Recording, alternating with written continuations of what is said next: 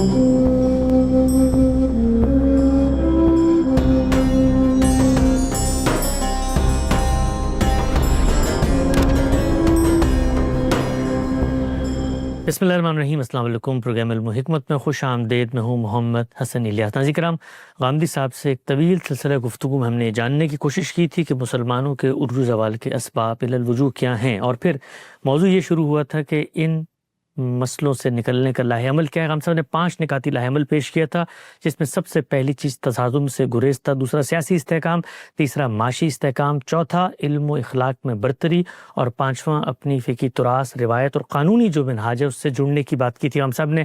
ہم غام صاحب کے اس پوری پیشکش کے اوپر جو تنقیدی نوعیت کے، توضیحی نوعیت کے سوالات آتے ہیں، اس سے ان کا مدعا سمجھنے میں مدد مل سکے، اس سلسلے کا ہم نے آغاز کیا تھا۔ 2 چیزوں پہ سوالات ہوتے ہیں، ہم سب آگے بڑھاتے ہیں سلسلہ گفتگو کو۔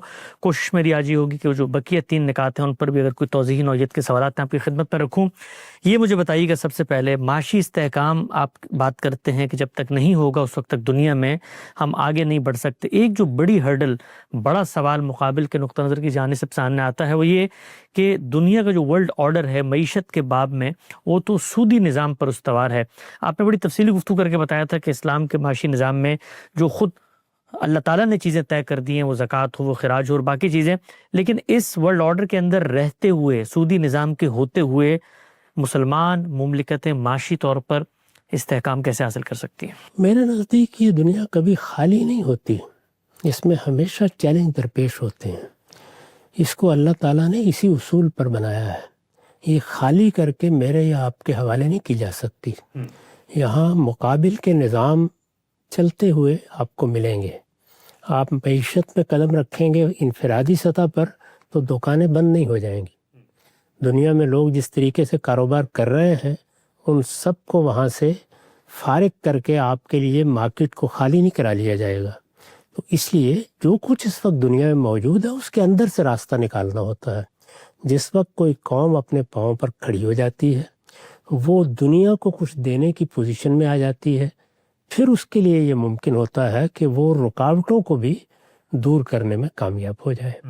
تو اس لیے اسی طرح سوچنا چاہیے جس طرح مثال کے طور پر مغربی قوموں کی ترقی، مغربی قوموں کے غلبے، مغربی قوموں کے استعلاء کے باوجود مشرقی قوموں نے سوچا۔ ہمارے سامنے روس بھی ہے، ہمارے سامنے چین بھی ہے، ہمارے سامنے جاپان بھی ہے۔ بلکہ اگر دیکھا جائے تو جاپان، چین، روس سب نے ان تمام علوم میں آگے بڑھنے کی صحیح کی ہے جن علوم کو مغربی قوموں کے ساتھ خاص سمجھا جاتا ہے۔ ٹھیک، وہ اب ہم اپنی آنکھوں سے دیکھ رہے ہیں۔ اس وقت جو صورتحال ہے وہ کس سے چھپی ہوئی ہے؟ ہر آدمی یہ جانتا ہے کہ ایک طرح کے چیلنج کے مقام پر یہ قومیں بھی آ رہی ہیں، یا اگر اب نہیں آئیں تو چند برسوں میں آ جائیں گی۔ یہ کیسے ممکن ہوا ہے؟ یہ اس سارے چیلنج کے باوجود ہوا ہے۔ جو کچھ درپیش ہے اس کو صحیح طریقے سے سمجھنے، اس سے فائدہ اٹھانے، اس سے راستہ نکالنے کی صورت میں ہوا ہے۔ تو اس وقت جو نظام قائم ہے وہ ظاہر ہے لوگوں نے اپنی اقدار کے لحاظ سے قائم کر رکھا ہوا ہے۔ اس نظام میں اگر کوئی چیز حلال ہے تو ان کے نزدیک حلال ہے، کوئی حرام ہے تو ان کے نزدیک حرام ہے۔ وہ تو اپنی حلت و حرمتی کی بنیاد پر فیصلے کریں گے۔ ٹھیک، ہمیں یہ دیکھنا ہے کہ اس میں اس وقت ہمارے لیے کتنے مواقع اصلاح کے ہیں، ہم ان تک محدود رہیں۔ اور جیسے جیسے آپ کے قدم جمتے ہیں، جیسے جیسے آپ اپنی اقدار کی برتری قائم کرتے چلے جاتے ہیں، آپ کے لیے ان چیزوں کو دیکھنا بھی آسان ہو جاتا ہے جو اخلاقی سوالات پیدا کرتی ہیں۔ دنیا میں اصل کشمکش کیا ہے؟ اصل کشمکش یہ ہے کہ ایک طرف آپ کے حیوانی وجود کے تقاضے ہیں اور دوسری طرف آپ کی روحانی شخصیت ہے، آپ کا اخلاقی وجود ہے۔ وہ اخلاقی وجود ہے جو یہ چاہتا ہے کہ فلاں چیز صحیح ہے، فلاں چیز غلط ہے، اس کا فیصلہ کیا جائے۔ یعنی یہاں پر بر و اسم کی، نیکی اور خیر کی تمام بحثیں اسی اصول پر ہو رہی ہیں۔ یہ چیز مغرب میں بھی ہے، مشرق میں بھی ہے۔ ہماری 10 چیزیں ایسی ہیں جن کو ہو سکتا ہے مغربی قومیں اپنے اقدار کے لحاظ سے غلط سمجھتی ہیں۔ آزادی، حریت، بات کرنے کے طریقے، مختلف اسالیب، ریاست اور عوام کا باہمی تعلق، اس میں کتنی چیزیں ہیں جس میں ممکن ہے کہ وہ ہم سے چیلنج محسوس کرتے ہوں۔ اور اسی طریقے سے جب ہمارے ہاں بعض لوگوں نے ہتھیار اٹھائے ہیں تو اس کو بھی انہوں نے ایک چیلنج کے طور پر ہی لیا ہے۔ چیلنج کے طور پر لیا ہے تو اس کے نتیجے میں وہ چیز وجود میں آئی ہے جس کو اب ہم اسلاموفوبیا کہتے ہیں۔ یہ ساری چیزیں دنیا کی تاریخ میں ہمیشہ ہوتی ہیں۔ اس لیے میرے نزدیک یہ کوئی تردد کی بات ہی نہیں ہے جو حالات آپ کو میسر ہیں ان میں کھڑے ہونا ہے، اپنے رب پر بھروسہ کرنا ہے، صحیح لائے عمل اختیار کرنا ہے، جو آج کر سکتے ہیں وہ آج کرنا ہے، جو کل کرنا ممکن ہوگا وہ کل کرنا ہے۔ میں نے تو ساری گفتگو یہی کی ہے کہ اس وقت جو کچھ میسر ہے اس کو اللہ کی عنایت سمجھیے، اس پر اللہ کا شکر ادا کیجیے، اور اس کو سمجھ کر جان کر اس پر اللہ کا شکر ادا کرتے ہوئے آگے بڑھنے کا لائے عمل بنائیے۔ اور آگے بڑھنے کا لائے عمل ہمیشہ دستیاب حالات میں ہوتا ہے، وہ کبھی بھی اس طرح نہیں ہوتا کہ آپ کے لیے ہر چیز کو بالکل درست کر کے سامنے رکھ دیا۔ تو بالکل واضح ہوا۔ اچھا ہم صاحب، اس پوری بحث کے اندر میں چاہتا ہوں خالص دینی جو احکام کی بنیاد پر ایک نقطہ نظر اخذ کیا جاتا ہے اس کو ریلیٹ کر کے بھی سمجھوں۔ کہا جاتا ہے کہ جب مثال کے طور پہ اسلام نے ایک چیز کو ممنوع قرار دے دیا، حرام قرار دے دیا، یہاں تک کہ ایک تعبیر کے مطابق اللہ تعالیٰ سے جنگ کے مترادف قرار دے دیا، اب یہ کہ میسر موجود حالات جو ہیں ان سے کمپرومائز کر کے آپ نے آگے بڑھنا ہے۔ دینی نقطہ نظر سے اگر کسی چیز کو دین ممنوع سمجھتا ہے اور حالات اس کی موافقت میں نہیں کھڑے ہوئے، عالمی عرف اس کے خلاف کھڑا ہوئے، سروائیول ممکن نہیں ہے، تو مذہب اس طرح کی تبدیلی لانے کو بتدریج چاہتا ہے کہ آپ اس تک پہنچیں، یا ایک چیز کو جب اس نے ممنوع قرار دے دیا ہے تو اب ہم کسی بھی صورت میں اس کے قریب نہیں؟ ایسا کہا جاتا ہے کہ بھئی معیشت ہم بھوکے مر جائیں گے، لیکن اگر سودی نظام پر مبنی معیشت ہوگی تو اس سے ہم نے اپنا قطع تعلق۔ اللہ کے پیغمبر نے تو ایسے نہیں کیا، عرب میں بھی یہ نظام موجود تھا، اس کو آخری زمانے تک نہیں چھیڑا۔ یہ بات کب کہی کہ اگر کسی نے اب لوگوں سے سود کا مطالبہ کیا تو ان کے خلاف ریاست اعلان جنگ کر دے گی، جب اس پوزیشن میں آ گئے۔ اس سے پہلے تو ایسی کوئی بات نہیں تھی، لوگ یہ سارے معاملات کر رہے تھے، مسلمان ہونے والے لوگ بھی اپنے پہلے کاروبار اسی طریقے سے چلا رہے تھے۔ تو اس وجہ سے مذہب کی تعلیم یہی ہے کہ سیاست میں، معیشت میں، معاشرت میں، سماجی معاملات میں ہمیشہ تدریج کا طریقہ اختیار کیا جاتا ہے۔ تو میں نے عرض کیا کہ جو ہم آج کر سکتے ہیں وہ آج کریں گے، اور جو کل کرنے کی پوزیشن ہوں گے کل کریں گے۔ ہمارے دین میں یہ اصول قائم کر دیا گیا ہے کہ لا یکلف اللہ نفسا الا وسعہا۔ اللہ تعالیٰ افراد پر بھی اور قوموں پر بھی اتنی ذمہ داری ڈالتے ہیں اپنی شریعت کے معاملے میں جس کا وہ تحمل کر سکتے ہیں۔ چنانچہ دین میں انفرادی معاملات میں بھی یہ جانتے ہیں آپ کو دو اصول قائم کر دیے گئے ہیں کہ ایجابی احکام میں اگر عسر پیدا ہو جاتا ہے تو لوگوں کے لیے رخصت کے مواقع ہوتے ہیں، اور اگر حرمتوں کے باب میں کوئی ایسی چیز واقع ہوتی ہے تو استرار کا اصول موجود ہے۔ تو یہ ساری چیزیں خود دین میں واضح ہیں۔ یہ تدریج، یہ حکمت، کب کیا معاملہ کرنا ہے، یہ خود قرآن نے ہمیں سکھائی ہے، اللہ کے پیغمبر نے سکھائی ہے۔ لہذا میرے نزدیک اس طرح کے مسائل کی کوئی اہمیت نہیں ہوتی۔ اپنے اخلاقی نقطہ نظر کو قائم رکھنا، اس کو بیان کرنا، اس کو ایک قدر کے طور پر لوگوں کے سامنے پیش کرنا، یہ جو ہمارے ہاں اس طرح کے موضوعات میں جزا فضا کا طریقہ اختیار کر لیا جاتا ہے، یہ قومی زندگی کے لیے بہت ہلاکت کا باعث بنتا ہے۔ جو حالات آپ کو میسر ہیں بالکل درست جائزہ لیں، اس کا درست جائزہ لے کے دیکھیں اس وقت ہم کیا کر سکتے ہیں، کل ہم کیا کریں گے۔ ٹھیک، نقطہ بالکل واضح ہو گیا، آگے بڑھاتے ہیں سلسلہ گفتگو کو۔ اچھا ہم سے یہ معاشی استحکام کے پس منظر میں جو مسلم امت میں پیدا ہوئے، انہوں نے بعض نظاموں کی تائید میں باقاعدہ دینی احکام اور نقطہ نظر کو پیش کر کے دنیا کو باور کرایا کہ اسلام تو ایک خصوصی معاشی نظام میں چاہتا ہے۔ مثال کے طور پہ ہمارے ہاں کچھ ایسی افکار ڈیولپ ہوئے جس میں کہا جاتا ہے کہ بھائی یہ جو سوشلزم ہے یہ اسلام کے جو معاشی اخلاقی تعلیمات ہیں ان سے قریب تر ہے۔ تو اس باب میں استحکام حاصل کرنے کے لیے کیا جو اسلام کی اخلاقی تعلیمات ہیں معیشت کے باب میں، وہ جو موجودہ ہمارے رائج نظام میں سرمایہ دارانہ ہے، سوشل نظام ہے، اس میں سے کسی کی تائید کرتا ہے کیا؟ یہ دیکھیے اسلام کا موضوع نہیں ہے یہ بات کہ آپ کو معیشت کا نظام کیسے چلانا ہے، اس کو علم و عقل کی روشنی میں دیکھنا چاہیے۔ دنیا میں اللہ تعالیٰ کے بنائے ہوئے قوانین ہیں جو مادے میں بھی کام کرتے ہیں اور نفس کے اظہار میں بھی کام کرتے ہیں۔ نفس کے اظہار کا مطلب یہ ہے کہ نفس جب دنیا سے متعلق ہوتا ہے، یعنی انسانی شخصیت متعلق ہوتی ہے، تو ایک اس کا شخصی اظہار ہے، ایک اس کا معاشرتی اظہار ہے، سماجی اظہار ہے، معیشت اور سیاست میں اس کا اظہار ہے۔ اسی کو شاہ ولی اللہ ارتفاقات کے لفظ سے تعبیر کرتے ہیں، یعنی نفس کا ظہور کن صورتوں میں ہوتا ہے۔ وہ جن صورتوں میں بھی نفس کا ظہور ہوگا اس کو دیکھا جائے گا کہ اس میں کس جگہ پر ہم اپنی اخلاقی اقدار کے لحاظ سے کوئی مشکل محسوس کرتے ہیں۔ جہاں وہ مشکل سامنے آتی ہے اس کو اس کے حالات کے لحاظ سے دیکھ لیا جاتا ہے۔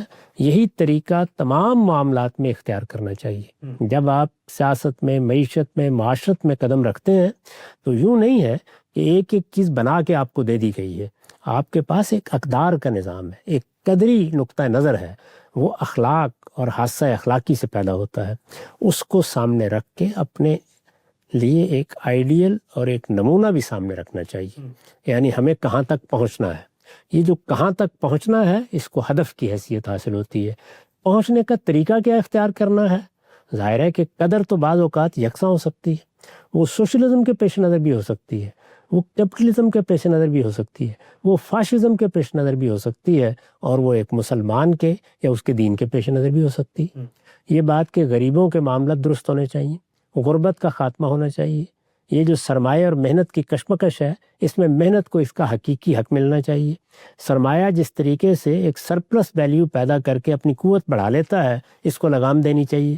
یہ ساری جتنی چیزیں ہیں یہ اخلاقی اقدار ہیں، پیش نظر رہ سکتی ہیں۔ قدری نقطہ نظر سے ان میں سے ہر چیز کو ہدف بنایا جا سکتا ہے۔ اس وقت کیا کرنا ہے وہی جو آپ کر سکتے ہیں۔ ٹھیک، نقطہ بالکل واضح ہو گیا، آگے بڑھاتے ہیں۔ اچھا ہم صاحب، معاشی استحکام کے لیے دنیا میں اس چیز کو اب قبول کر لیا گیا ہے کہ آپ کی ریاست میں مرد اور عورت دونوں معاشی سرگرمیوں کا حصہ بنتے ہیں۔ جدید جو ترقی یافتہ ماڈل ہیں ان میں نظر آتا ہے عورتیں بھی آگے بڑھتی ہیں، تعلیم حاصل کرتی ہیں اور عملی طور پر معیشت کو آگے بڑھانے میں مددگار ہوئی ہیں۔ اتنی بڑی تعداد آبادی کی اللہ تعالیٰ نے جو تناسب رکھا ہے اس میں یہ ہو نہیں سکتا کہ معیشت کی دوڑ میں ایک جنس کو پیچھے رکھا جائے۔ تو مسلمانوں کو جب معاشی استحکام حاصل کرنا کی راہ پر وہ چلیں گے تو اس میں پھر عورتوں کو باقاعدہ معیشت کی اس دوڑ میں انہیں شریک کرنا پڑے گا۔ ہم نے خود دیکھا وہ ممالک کہ جنہوں نے معاشی طور پہ استحکام حاصل کیا وہاں پر عورتیں باقاعدہ معیشت کا پہیہ چلانے میں ایک کارآمد فریق کے طور پہ شامل ہوئیں۔ تو اس میں کیا جو ہمارا جو دینی نقطہ نظر ہے خواتین سے متعلق، ان کی کچھ ذمہ داریاں ہیں بچوں کی، گھر در کی، تو پھر اس پر کیا کمپرومائز کر کے ہم معاشی استحکام کے لیے خواتین کو وہاں آگے لے کر آئیں گے؟ یہ بات میں کبھی سمجھ نہیں سکا کہ وہ دینی نقطہ نظر ہے، یعنی یہ تو انسانی فطرت کا اقتضا ہے۔ جی، اللہ تعالیٰ نے جو مرد و عورت میں فرق رکھے ہیں اس کی فطرت میں رکھ دیے ہیں۔ وہ جسمانی بھی ہیں، وہ نفسیاتی بھی ہیں اور وہ قدری بھی ہیں۔ یہ فرق محسوس ہے، معلوم و معروف ہے۔ ٹھیک، ان کی بنیاد پر ہی انسانی معاشرے میں وہ معاہدات وجود میں آتے ہیں جو معاشرت کی بنیاد بنتے ہیں، سیاست کی بنیاد بنتے ہیں، معیشت کی بنیاد بنتے ہیں۔ ایسا دنیا میں کبھی بھی نہیں ہوا کہ لوگوں نے عورت کو اٹھا کر کہیں بند کر دیا ہو۔ یہ در حقیقت تعامل کا ایک تاریخی عمل ہے جس میں یہ دیکھتے ہیں کہ کیا صورتحال ہو سکتی ہے جس میں ہم ایک دوسرے کا ہاتھ بٹانے کے قابل ہو جائیں۔ اب دیکھیں نا، مثلا اولاد ہے، اولاد اور ماں باپ کے تعلق کی ایک نوعیت ہے، قبیلے اور قبیلے کے ایک فرد کے تعلق کی ایک نوعیت ہے۔ یہ ہمیشہ حالات سے چیزیں پیدا ہوتی ہیں اور اس میں وہی بات ہے کہ کبھی باقاعدہ معاہدے وجود میں آ جاتے ہیں، کبھی ان ریٹن معاہدے ہوتے ہیں۔ یہ معاہدات ہیں جو در حقیقت انسانی فطرت کے ظہور کو ایک عرف میں بدل دیتے ہیں۔ جب وہ عرف میں تبدیل ہو جاتا ہے تو بعض اوقات صدیوں تک اس میں کوئی تغیر کرنے کی ضرورت محسوس نہیں ہوتی۔ تو یوں کہنا چاہیے کہ انسان نے اپنے تعامل کے نتیجے میں جو سماج پیدا کیا، جو معاشرت پیدا کی، جو ایک دوسرے کے لیے کام کے مواقع پیدا کیے یا ایک دوسرے کے حدود کار طے کیے، وہ عرف بن چکے تھے۔ اسلام نے اس عرف کو نہیں چھیڑا، وہ جس طرح موجود تھا اسی طرح موجود تھا۔ اس معاہدے کو مان کر لوگوں کو اخلاقی اور قدری پہلوؤں کی طرف توجہ دلائی۔ یعنی اگر یہ طے ہو گیا ہوا ہے کہ مرد نے ذمہ داری اٹھانی ہے، معاشی جدوجہد وہ کرے گا، کما کر وہ لائے گا، اخراجات وہ پورے کرے گا، نان و نفقہ اس کا کام ہے، یہ اگر طے ہے تو پھر عورت کو کیا رویہ اختیار کرنا چاہیے یہ اسلام بتائے گا، یہ اخلاقیات بتائے گی، یہ ایک فلسفی اور حکیم بھی بتائے گا، یہ عقل عام کی بنیاد پر بھی آپ اور میں بھی بتائیں گے۔ یہ صورتحال ہے جو اللہ تعالیٰ نے اپنے دین پہ اختیار کی ہے۔ لہٰذا موجودہ زمانے کے حالات خود طے کر لیں گے کہ عورتوں کو کیا کرنا ہے، مردوں کو کیا کرنا ہے۔ یہ دیکھیے کہ آریہ ورت ہے، اس میں سماج نے انسانوں کے درمیان ایک تفریق پیدا کر دی تھی۔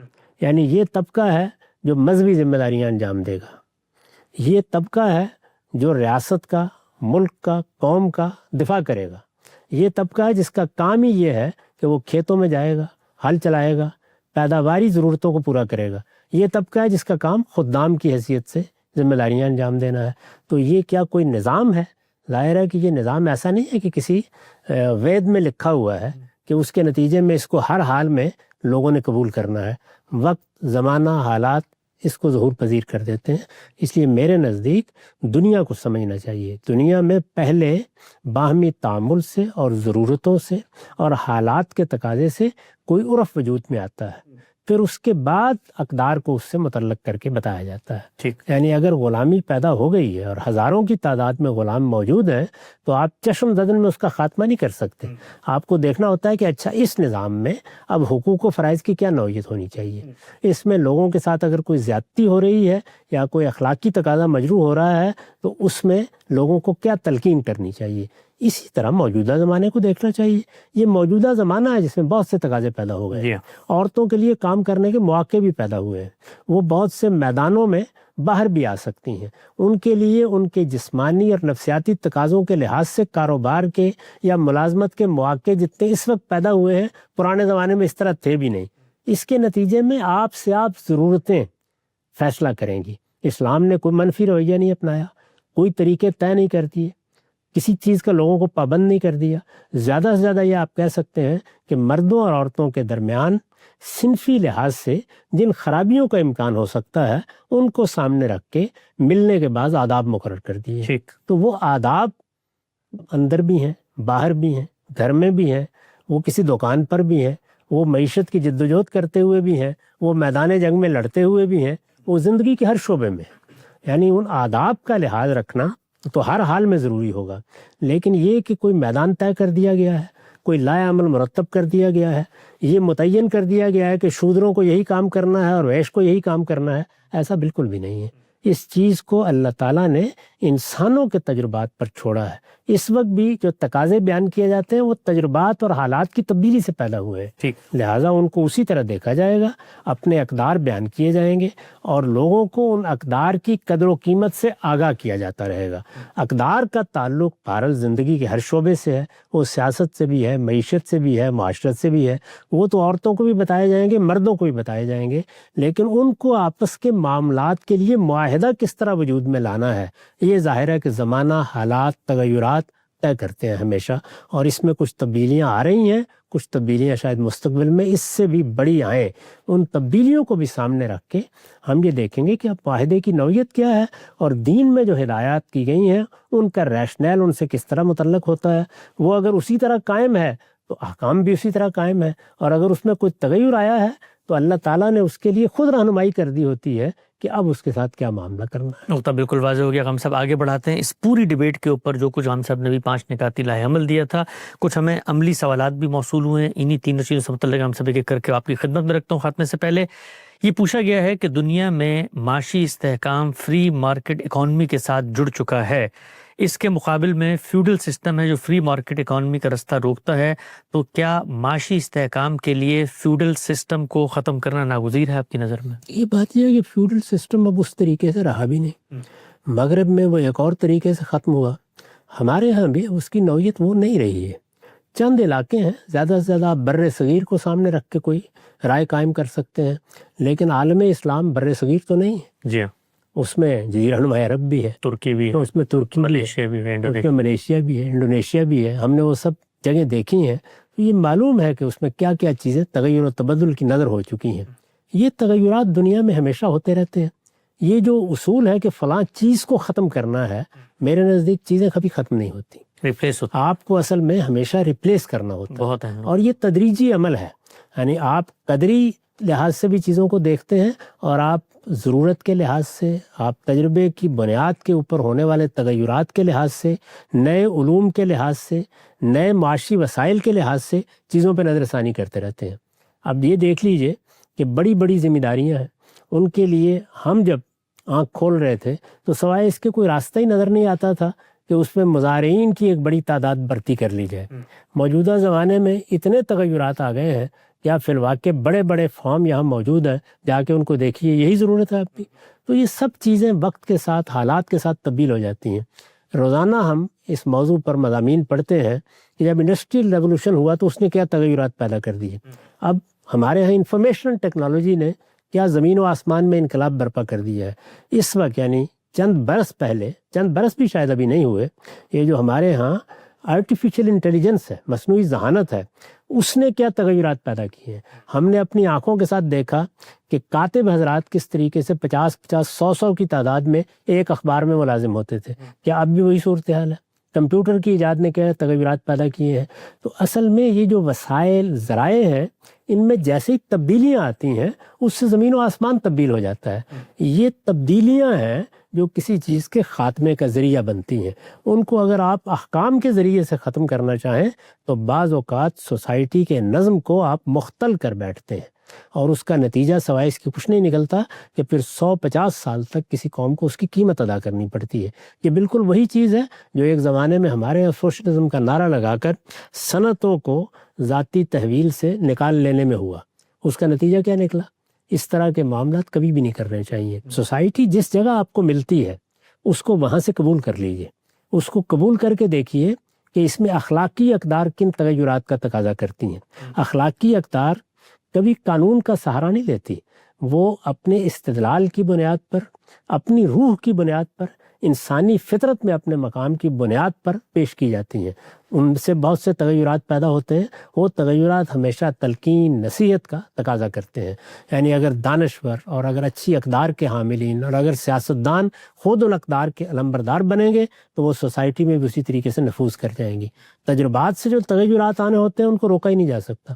اسی طرح نئے آلات پیدا ہو جائیں گے، وہ خود اپنے لیے راستہ نکال لیں گے.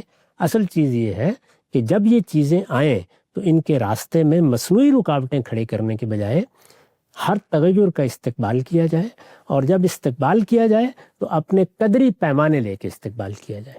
یعنی آپ کے پاس اخلاقی اصول کیا ہیں، اخلاقی اصولوں کی حاکمیت قیامت تک برقرار رہنی ہے. وہی مذہب کی اساس ہے. اگر آپ مذہب کو انسانی فطرت میں تلاش کرنے کے لیے جائیں گے تو آپ کو یا خالق کا تصور ملے گا یا خیر و شر کا تصور ملے گا. یہیں سے بنیاد اٹھائی جائے گی. تو یہ تو وہ حقائق ہیں جو ہر حال میں موجود ہیں. تو لوگوں میں بندگی کا شعور پیدا کرنا. تم خدا کے بندے ہو، اپنی اس حیثیت کو کبھی فراموش نہ کرو. تمہارے اندر جو خیر و شر کا شعور ہے وہی تمہاری زندگی کا حسن ہے. اس شعور حسن کو کبھی آلودہ نہیں ہونے دینا چاہیے. یہ ایک طرف کی بات ہے. دوسری جانب تجربات، شواہد، حالات، نئے آلات، ان سب چیزوں سے فائدہ اٹھانا ہے کیونکہ وہ اللہ کی نعمتیں ہیں. اور اللہ کی نعمتیں جب سامنے آ جاتی ہیں تو وہ انسان کے وجود پر بھی اثر انداز ہوتی ہیں، وہ انسان کی معاشرت پر بھی اثر انداز ہوتی ہیں، وہ سیاست اور معیشت کے ہر پہلو پر اثر انداز ہوتی ہیں. انہوں نے اپنے اثرات پیدا کرنے ہیں. ان اثرات کا مطالعہ کرنا، ان کی روشنی میں نئے نئے منصوبے بنانا، اور جو رخ ایک دریا خود اختیار کر رہا ہے، تمدن کا دریا، اس کو دیکھ کر اس کو راستہ دینا، یہ اصل میں صحیح اصول ہے. اس اصول کو اختیار کرنا چاہیے. اس طرح کے نعرے انقلابی نوعیت کے پہلے کبھی نتیجہ خیز ہوئے ہیں، نہ اب نتیجہ خیز ہوں گے. نقطہ بالکل واضح ہو گیا. ہم سب آگے بڑھاتے ہیں. آپ سے پوچھا گیا ہے کہ انہوں نے کوئی آرٹیکل پڑھا ہے جس کے مطابق مسلمانوں میں جو سائنس سے دوری ہے اور جس کے نتیجے میں ان کے مطابق معاشیت میں استحکام پیدا ہوا، اس میں صوفیہ حضرات، تصوف یا غزالی کا کردار آتا ہے کہ ان لوگوں نے شاید اس کو بہت اونرشپ نہیں دی. اس پر آپ کا کیا نقطہ نظر ہے کہ معاشی استحکام اگر ہم حاصل کرنا چاہتے ہیں تو کچھ سوسائٹی میں نیریٹیوز بھی موجود ہیں، دینی نیریٹیوز بھی ہیں جو اس کی راہ میں رکاوٹ بنتے ہیں، تو کیا اس طرح کا معاملہ ہوا ہے ہمارے؟ ایسے معاملات ہر معاشرے میں ہوتے ہیں. بہت سے نیریٹو، بلکہ میگا نیریٹو ہیں جو لوگوں کے افکار، خیالات پر اثر انداز ہو جاتے ہیں. یہ جو بات انہوں نے فرمائی ہے اس میں تو بہت کچھ مبالغہ ہے. اچھا، بات وہی ہے جو میں اس سے پہلے عرض کر چکا ہوں، اور مجھے یاد پڑتا ہے کہ میں نے متعین طریقے پر یہ بتایا تھا کہ مسلمانوں کے ہاں تدریج کے ساتھ ان علوم کو زیادہ توجہ حاصل ہو گئی جو ہماری دنیوی زندگی میں اس طرح معاون نہیں ہوتے. جی، یعنی طبعی علوم کی طرف التفات ہونا چاہیے تھا. طبعی علوم ہی اصل میں سائنسی علوم کی بنیاد بنے ہیں. اسی کے نتیجے میں آپ زندگی کی سہولتیں پیدا کرتے ہیں، اسی سے نئے آلات وجود میں آتے ہیں، اسی سے نئی ایجادات ہم نے خود اپنی آنکھوں سے دیکھ لیا ہے اور وہ کیسے اثر انداز ہوتی ہیں. اس معاملے میں غفلت ہوئی. اور دوسرے یہ ہے کہ فلسفہ اور تصوف یہ لوگوں کے لیے سوسائٹی میں مقام حاصل کرنے کا ذریعہ بنتے چلے گئے. ظاہر ہے کہ جو چیز یہ حیثیت اختیار کر لے، ذہانتیں اور اباکرہ اس کی طرف متوجہ ہونا شروع ہو جاتے ہیں. تو اس طرح کے عوامل دنیا کی ہر قوم کے ساتھ پیش آتے ہیں. ان کا مرثیہ پڑھتے رہنا، انہی کا نوحہ پڑھتے ہوئے لوگوں کو متوجہ کرنے کی کوئی ضرورت نہیں ہے. اس وقت کی صورتحال کیا ہے اس کا بالکل حقیقت پسندانہ جائزہ لیں. اس کا جائزہ لینے کے بعد جو چیزیں آج ضروری ہیں ان کے فروغ کی کوشش کرنی چاہیے. ہمارے لیے سائنسی علوم کو پڑھنا ضروری ہے، اس میں درک حاصل کرنا ضروری ہے، اس میں آگے بڑھ کر مختلف چیزوں کو اپنی گرفت میں لینا ضروری ہے. میں عرض کر رہا ہوں کہ مشرقی قوموں نے یہ سب آپ کے سامنے کر کے دکھا دیا ہے. چنانچہ یہ تو ہر حال میں ہونا ہے. یہ اللہ تعالیٰ کی بنائی ہوئی سنت ہے. یہی کار فرما ہے اس دنیا کے اندر. اسی طریقے سے ہم بہرحال ایک مذہب کے ماننے والے ہیں. وہ مذہب کے ماننا ہمارے لیے کوئی ثقافتی مسئلہ نہیں ہے، وہ ہمارے ایمان کا، ہمارے یقین کا مسئلہ ہے. ہمارے پاس اللہ کی کتاب کی ہدایت ہے، وہ ہدایت ہے جس کو اللہ تعالیٰ نے خود اپنی ہدایت قرار دیا ہے، وہ براہ راست اللہ تعالیٰ کے الفاظ میں موجود ہے. اس کو سامنے رکھ کر ہمیں اپنا قدری موقف طے کرنا ہے، یعنی ویلیوز میں ہمارا کیا موقف ہے، اخلاقی حادثہ ہمارے نزدیک کن حدود کا پابند ہے، اس کو بیان کرنا ہے، اس کو سمجھنا ہے اور سوسائٹی میں اس کے نفوذ کے ذرائع تلاش کرنے ہیں. ایک کام قدری ہے، وہ بھی ان لوگوں کو کرنا ہے جو اس فن سے، اس علم سے دلچسپی رکھتے ہیں، اور دوسری جانب تجربات کی دنیا ہے، انسان اس سے سیکھتا ہے. اسی طرح دنیا میں اگر مختلف قوموں نے کچھ چیزیں دریافت کر لی ہیں، کچھ چیزیں ان کے ہاں متعین ہو گئی ہیں، کچھ تجربات سے گزر گئی ہیں، تو ہر ایک کو دوسرے کے تجربات سے فائدہ اٹھانا چاہیے. دنیا اسی طریقے سے کام کرتی ہے. خود مغربی قوموں کو مسلمانوں نے یونانی علوم منتقل کیے ہیں، اس لحاظ سے ایک کنٹریبیوشن ان کا ہے، ایک کنٹریبیوشن اب موجودہ مغربی قوموں کا ہے. اس کو انسانیت کے سفر میں دیکھنا چاہیے. اگر اس کو ہمیشہ مخاصمت کے نقطہ نظر سے دیکھا جائے گا تو سوائے اس کے کچھ نہیں ہے کہ آخر میں آپ ٹھنڈی آہیں بھریں گے اور تو کچھ بھی حاصل نہیں ہوگا. اس کو مسابقت کے نقطہ نظر سے دیکھنا چاہیے.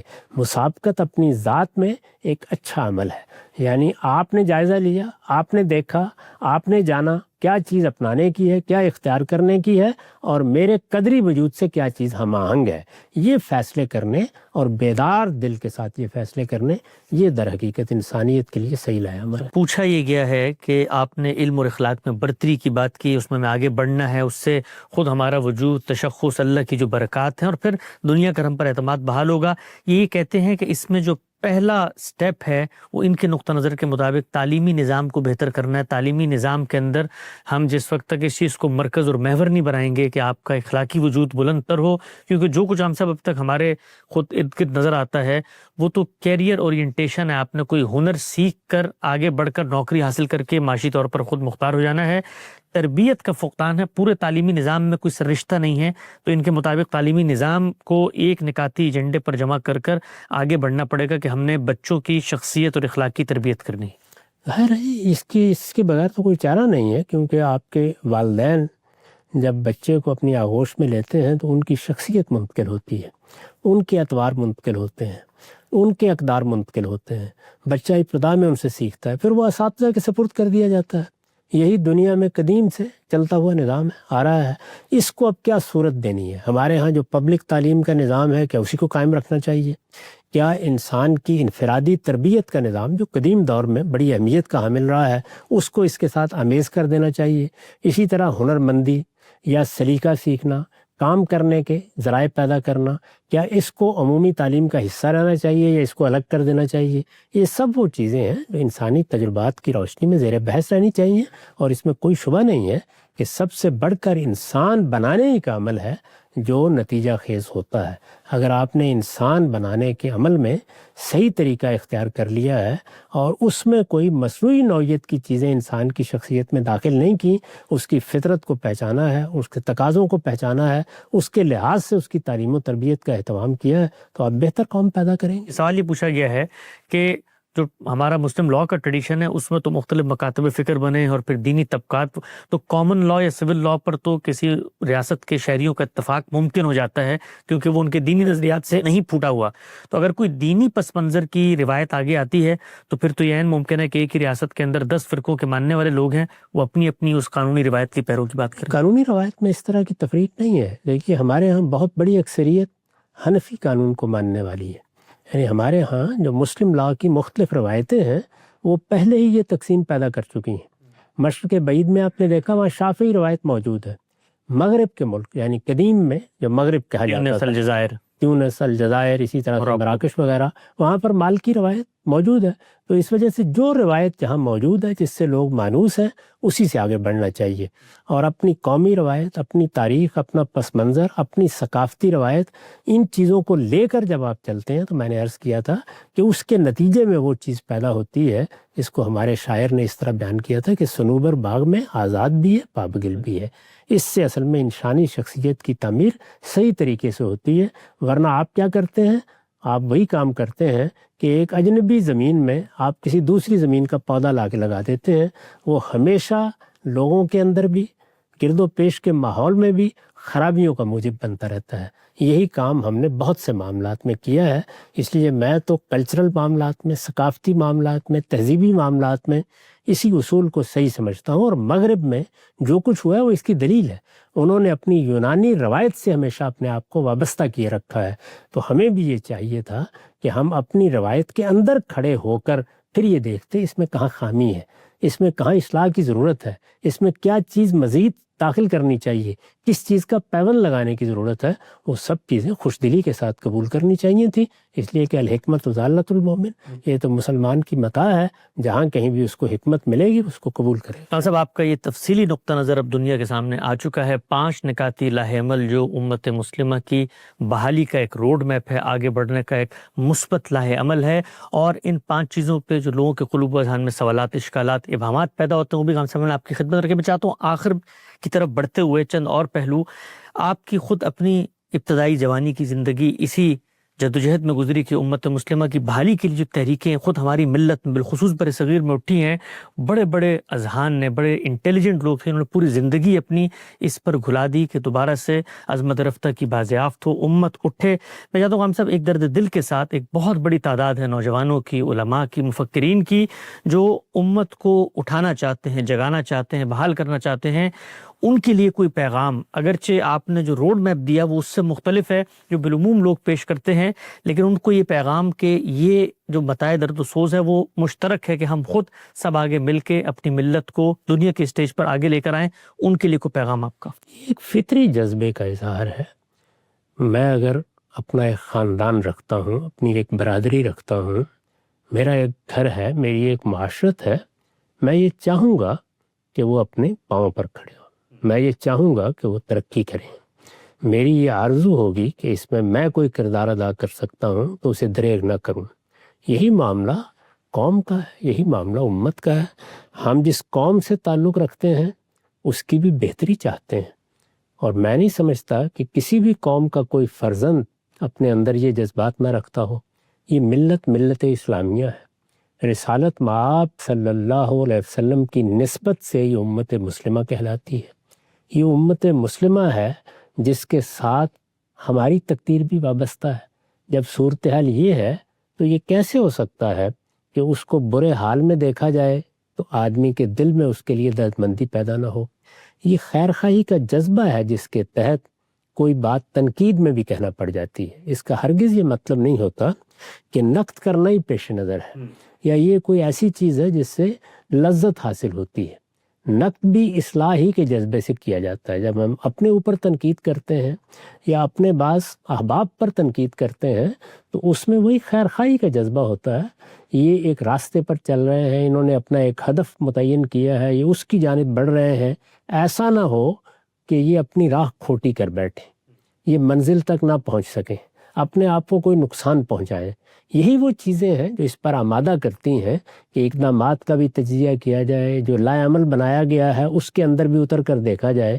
اسی پس منظر میں یہ گفتگو ہم نے کی ہے، یعنی یہ بتانے کی صحیح کی ہے کہ یہ بات کہ یہ امت زوال آشنا ہوئی ہے، یہ ہم سب کے لیے تشویش کا پہلو ہے۔